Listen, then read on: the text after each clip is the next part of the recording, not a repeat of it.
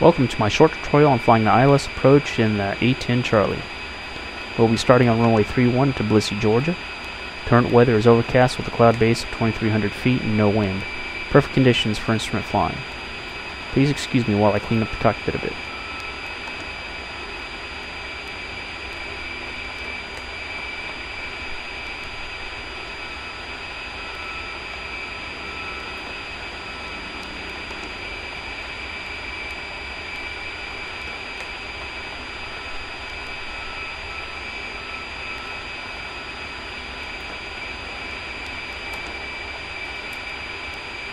The ILS panel is located on the right console left of the lighting panel. The ILS frequency can be tuned into the ILS control panel by adjusting the two knobs on the panel.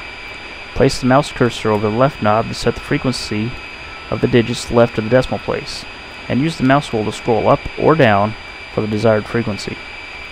Place the mouse cursor over the right knob to set the frequency of the digits right of the decimal place. Again, use the mouse wheel to scroll up or down for the desired frequency. To turn the panel on, right-click on the power knob. To adjust the volume, left or right-click on the volume knob to set the desired volume level. To adjust the HSI course, left-click on the course adjust knob and drag the mouse left or down for counterclockwise motion, or up and right for clockwise motion of the course needle. For finer adjustments, use the mouse wheel.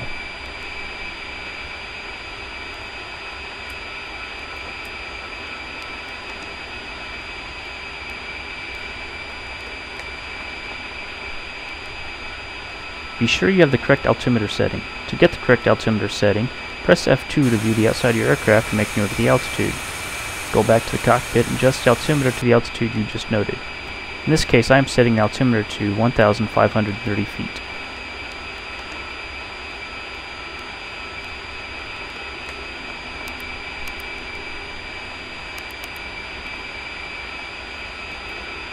I will now go over the waypoints I made for this flight. My first waypoint is crosswind. I will climb to 3,200 feet at 175 to 180 knots indicated at 2,000 feet per minute. Once at 3,200 feet, I will adjust power to maintain 175 knots. Second waypoint is downwind. I will make a standard rate turn to the left while maintaining 3,200 feet at 175 knots. On the downwind leg, I will double check the ILS frequency in the ILS control panel. I will select the ILS on the navigation mode select panel. I will also make sure the plane is trimmed true. It is very important to keep adjusting the trim during flight. Third waypoint is base. Tower will give me approach vectors to line up with ILS. I will drop my airspeed to 150 knots and select my first set of flaps.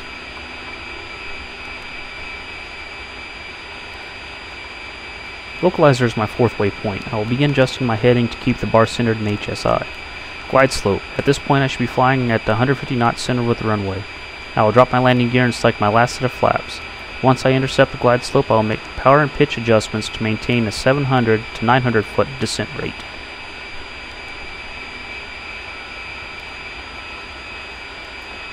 Let's go over the function and display of the actual HSI. On the HSI, when you select a course, the needle inside that course will actually deflect left or right depending on which side of the course you're on. For example, if the needle is deflected to the far right, that means you're actually left of course. So that means you would have to fly right to intercept that course again. In other words, you'd have to fly that needle to get back on the course. For example, we're flying heading 300, and the needle is deflected to the far right. We'd go ahead and fly a course at 330 back to intercept that course. The closer we get to be back on that course, we'd have to start making corrections back to the left to actually fly back down to course 300. And the same goes if the needle is deflected to the far left. One important thing to remember while flying an ILS approach using an HSI, or any other instrumentation for that matter, is the closer to the end of the runway that you plan to land on, the more sensitive that needle will become, because the closer to the instrumentation on the ground that you're actually using for that ILS approach. In other words, the farther out you are, the bigger the corrections you can make without the needle going all over the place. But the closer you are, the smaller corrections are needed in order to maintain that center line on the HSI and the glide slope. If you make big corrections while you're too close to the end of the runway, the needle will quickly jump off to one side or the other.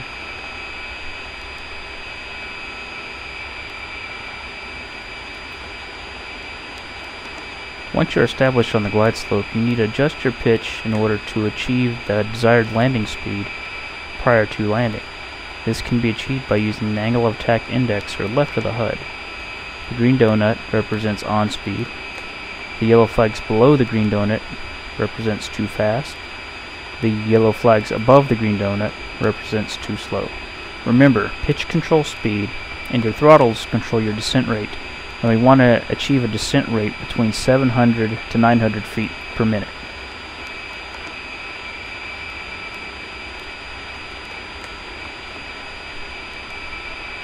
I will now set up some audio cues to let me know my altitude while I'm on my final approach. I will set my first altitude alert for 100 feet AGL. At this point I'm totally committed to this landing. Second alert will be 2200 feet MSL. At this point I'll need to start looking outside the cockpit in order to locate the runway or its fixtures, taxiways, lights, VASI, etc.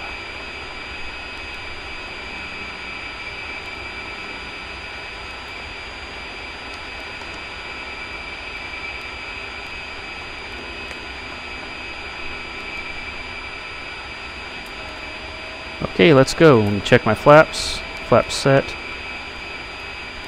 Brakes set.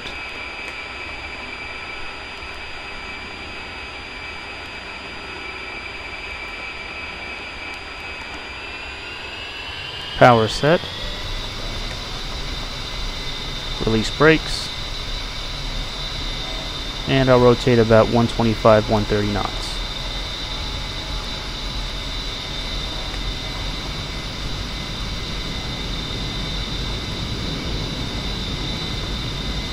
Maintaining the center line of the runway. Start rotating the stick back.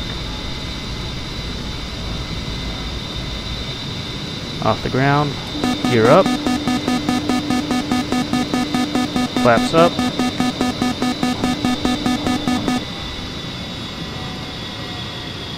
Alright, let's reduce power to maintain a 2,000 foot climb out at about 180 knots.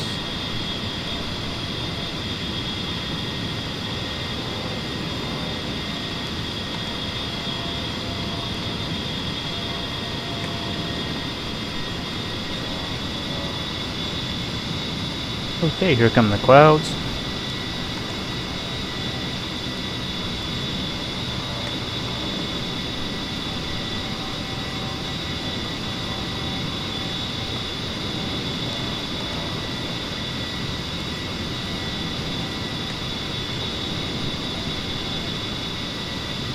There's 3,000 feet. Go ahead and slow our ascent and pull back on the throttles. Level off at 3,200 feet. Past it.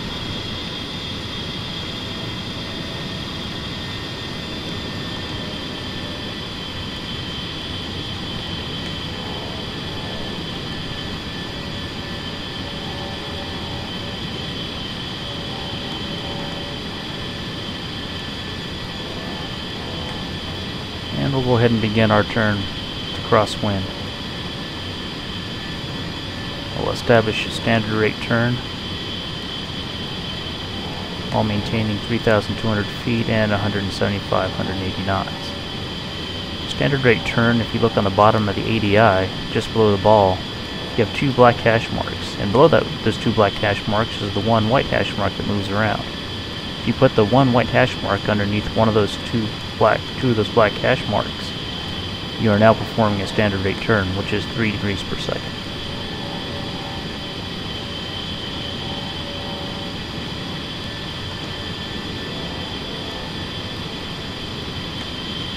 And we're going to keep on holding this turn until we get established on the downwind leg.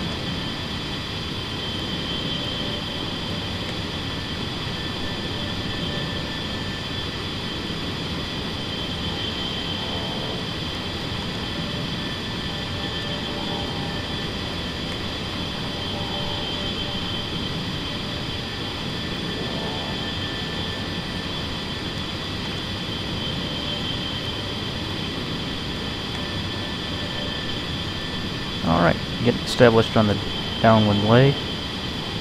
I'm going ahead and adjust my trim. And we'll set the autopilot.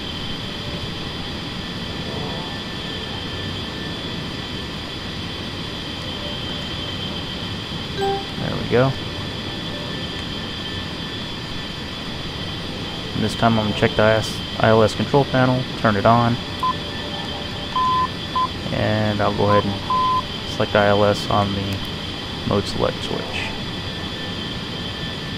Alright, if you notice the glide slope, that shows a red flag behind the glide slope needle. That just means it's not receiving any glide slope information at this time. But once we turn inbound, it'll go away, and you'll see the glide slope needle at the very top of that ADI. And there's runway 31. There's the approach lights. And we're going to go ahead and fly to the inner marker. The inner marker is going to be the last beacon you hear before you land. And there it is. Yeah, the outer marker is out there in the city somewhere. But here at the inner marker, we're going to go up to 2,200 feet and show you what it looks like right before you land. There we go. And pan up. And that's what you should see just before you land. And this is at the inner marker.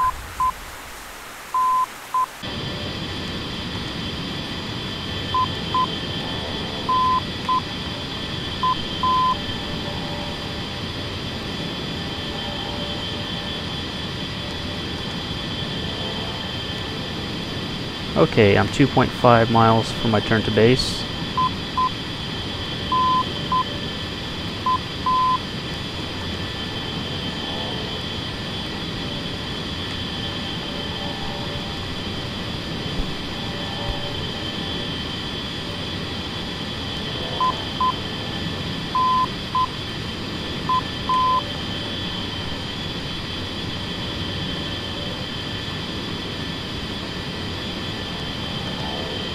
Alright, bore 11, turn left 330, descend maintain 2,800 feet until established on the localizer.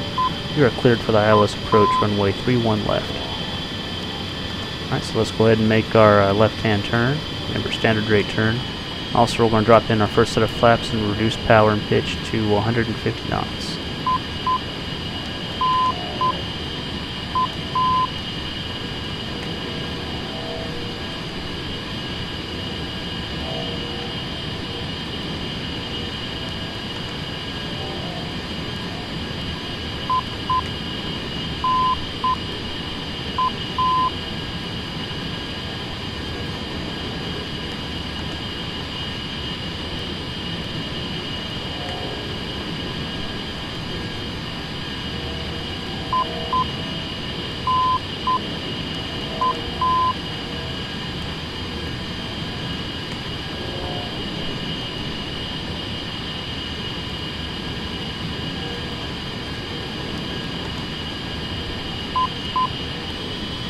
Alright, for the sake of the video, I'm going to descend to 2,500. Go ahead and level off. Add some more power to maintain 2,500 feet and 150 knots. Going to keep our standard rate turn. Notice on the HS side, the needle is starting to come to the left. So we're getting closer and closer to the center of the runway. Keep our turn.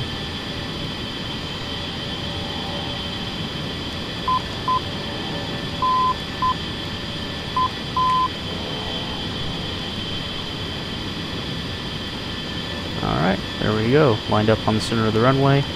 So maintain 2,500 feet at 150 knots. Now we're just going to wait for the glide slope to come drop on down. Once about halfway down, I'm going to go ahead and select my last set of flaps and drop my landing gear. By the time both landing gear and flaps lock down, I should be right on the glide slope.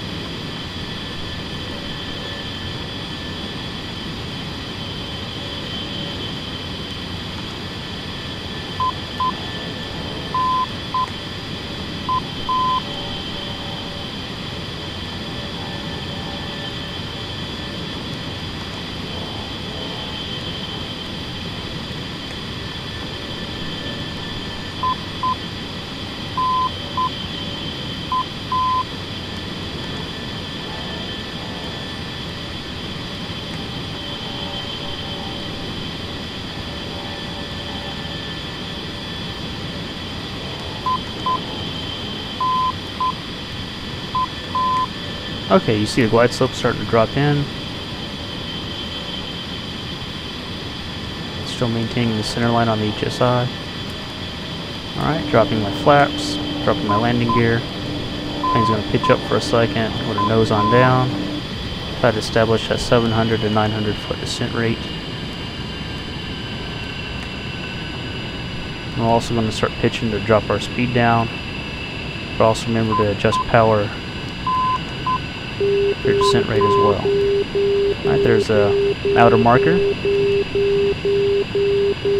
coming up on 2,200 feet. The first altitude alert should be coming on. Altitude, altitude. There it is. Alright, looking outside the cockpit. Alright, I got the runway lights and the VASI. Check landing gear. Runway 31.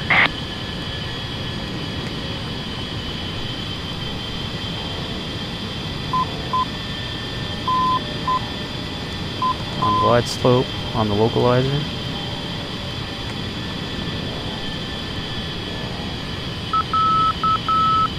Alright, there's the inner marker right there. There's that shot I showed you earlier. I'm going to go ahead and extend the speed brakes, adjust power.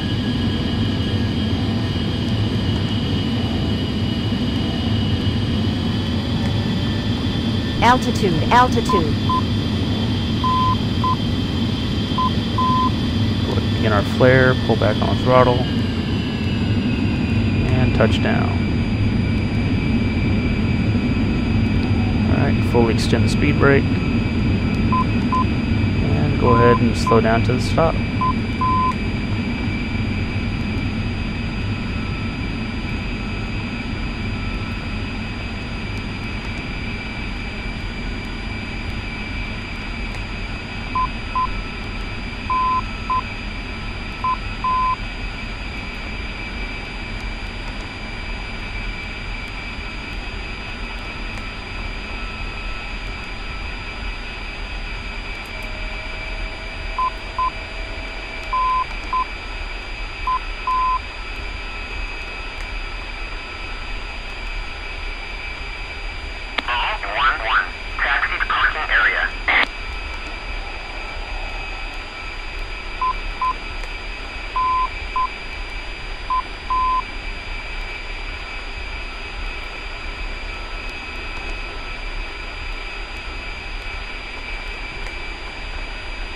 And that concludes the short tutorial on flying the ILS Approach in DCS's A10C.